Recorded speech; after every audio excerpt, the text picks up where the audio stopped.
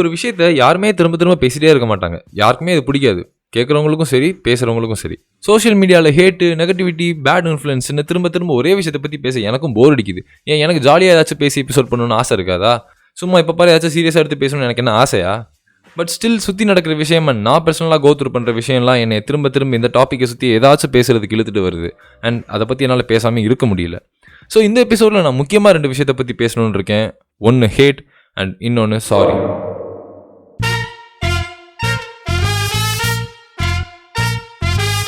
Hi hello வணக்கம், நான் உங்கள் Harish. This is VOV voice of Vaigai, tales of a boy from Madurai. இப்போ பாதி நான் பாடின மாதிரி அதான் போயிட்டு இருக்கு. அப்போ நீங்களாம் கேட்கலாம், என்னடா இவ்வளோ நாள் இல்லாமையா இருந்துச்சு, இப்போ வந்து பேசிட்டு இருக்கு, அப்போ முன்னாடியே பேசியிருக்க வேண்டியதானே அப்படின்னு. இவ்வளோ நாளாவும் இருந்திருக்கு. ஆனால் அது எல்லாத்தையுமே நான் வேற வேற விதமாக எனக்கு ஃபீல் பண்ணிட்டு இருந்திருக்கேன். Right from the start. Season 1ல் 2 எபிசோடு, சீசன் 2லேயே இப்போ நான் 2வது தடவை இதை பற்றி பேசிகிட்டு இருக்கேன். ஸ்ட்ரைட்டாக பாயிண்ட்டுக்கு வரேன். இது ஒரு எக்ஸாம்பிள்னு வச்சுக்கோங்களேன். ஏன்னு பின்னாடி சொல்கிறேன். இப்போ தமிழ் யூடியூப் கம்யூனிட்டியில் ஒரு கிரியேட்டர் இன்னொரு கிரியேட்டர் இந்த மாதிரி தப்பு பண்ணிட்டாங்கன்னு அவேர்னஸ்க்காக தாக்கி பேசுறது, அதுக்கு அவங்க கவுண்டர் அட்டாக் கொடுக்குறது, அதுக்கு அவங்க திரும்ப கவுண்டர் அட்டாக் கொடுக்குறதுன்னு இந்த மாதிரி மாற்றி சண்டை போட்டு வியூவர்ஸை வச்சு அவங்க நல்லா ஏர்ன் பண்ணிட்டு போயிடுறாங்க. பட் இந்த கிரியேட்டர்ஸோட செல்லிங் பாயிண்டான வியூவர்ஸ் என்ன பண்ணுறாங்க, சோஷியல் மீடியாவில் அந்த கிரியேட்டரோட டவுன்ஃபால் ஸ்டார்ட் ஆகிடுச்சு, இந்த கிரியேட்டர் பாடி வாங்குவான்னு சொல்லி காத்துட்டு இருக்கேன். டைம் லைன் ஃபுல்லாக மீம்ஸும் ரைட்டப்ஸும் தான்.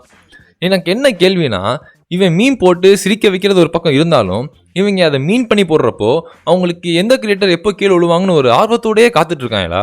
இன்கேஸ் உனக்கு அந்த கிரியேட்டரோட கண்டென்ட் பிடிக்கலனா why don't you just ignore? ஏன் அதை கண்டுக்காம விட மாட்டேற? இன்ஸ்டாகிராம்லையும் யூடியூப்லையும் நாட் இன்ட்ரெஸ்டட்னு ஒரு ஆப்ஷன் இருக்கு. அது எதுக்கு கொடுத்துருக்காங்க?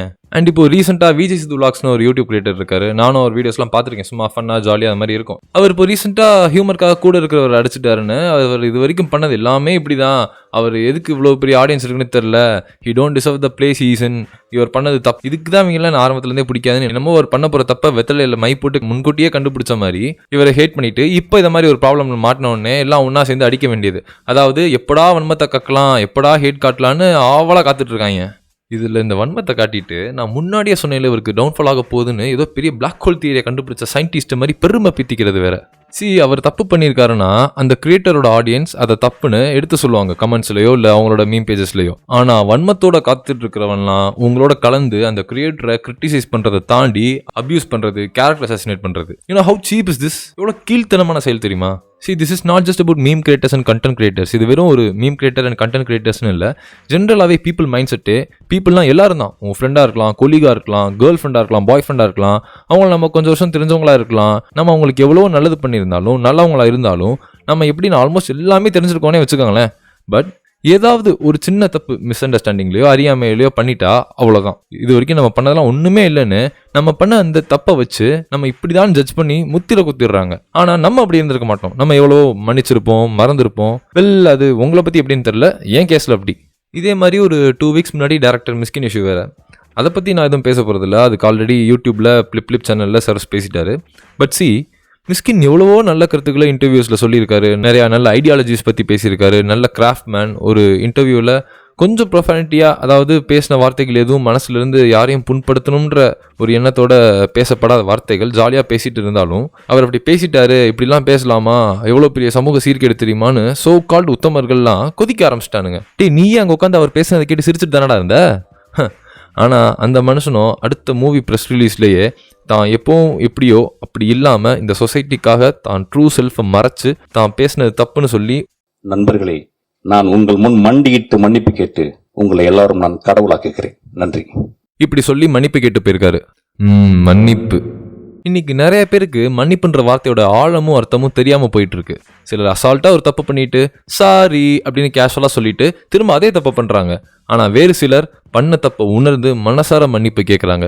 இதில் என்ன பிரச்சனைன்னு கேட்டிங்கன்னா, இப்போ ஃபர்ஸ்ட்டு சொன்ன மாதிரி அசால்ட்டாக தப்பு பண்ணிட்டு பண்ண தப்புக்கு கில்ட்டியாக ஃபீல் ஆகாமல், பண்ண தப்புக்கு ரெக்ரெட்டும் பண்ணாமல், அதாவது உணராமல் சாரி கேட்குறவங்கனால பண்ண தப்பை மனசார உணர்ந்து சாரி கேட்குறவங்களுக்கு மன்னிப்பு கிடைக்க மாட்டேங்குது. இப்போ நான் சொன்னது, நான் பேசணும்னு நினச்சது எல்லாத்துக்குமே கோர் பிளாட் என்னன்னு தெரியுமா? கைண்ட்னஸ். அது இங்கே யார்ட்டையுமே இல்லை, அதான் உண்மை.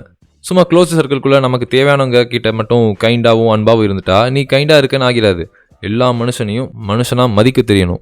அதே மாதிரி ஒருத்தர் தான் பண்ண தப்பை உணர்ந்து மனசார மன்னிப்பு கேட்குறாங்கன்னா அவங்கள மன்னிக்க தெரிஞ்சிருக்கணும். It's easy guys. கைண்டாக இருக்கிறது ரொம்ப ஈஸி தான். கோவத்தை அடக்கிறது வேணால் கஷ்டமாக இருக்கலாம், ஆனால் இது அப்படி கிடையாது.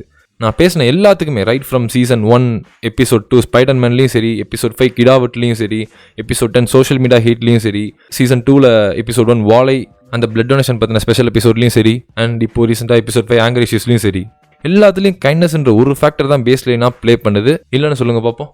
நான் மேலே சொன்ன எல்லா எபிசோட்லேயும் கைண்ட்னஸ்ன்ற ஒரு ஃபேக்டரை பற்றி தான் சொல்லாமல் சொல்லி பேசாமல் பேசிட்டு வந்திருப்பேன். இப்போது அதையும் பேசிட்டேன்.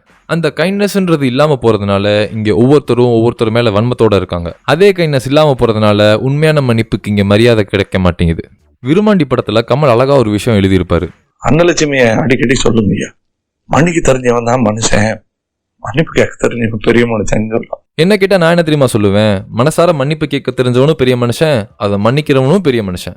ஸோ அதான் சொல்லணும்னு நினச்சதெல்லாம் சொல்லிட்டேன். இதை பற்றி இங்கே பேசின அப்புறம் கொஞ்சம் பாரத்தை இறக்கி வச்ச மாதிரி இருக்குது. அடுத்த எபிசோடில் இன்னும் ஒரு ஃபன்னான எபிசோடில் திரும்பி வரேன்னு நினைக்கிறேன். So until then by from Harish.